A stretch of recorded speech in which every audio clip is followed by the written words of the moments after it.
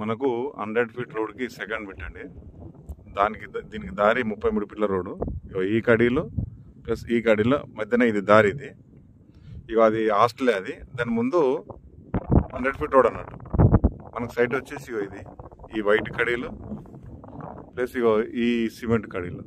అంటే ఇది అన్నట్టు కింది వరకు వస్తుంది. రెక్టాంగిల్లో ఉంది సైట్. 1 acre site. ఇది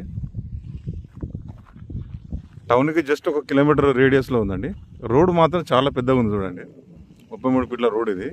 ఇక ఈ పక్కది ఒక ఎన్ఆర్ఐ తీసుకున్నాడు. ఈయన ఎన్ఆర్ఐ కస్టమర్.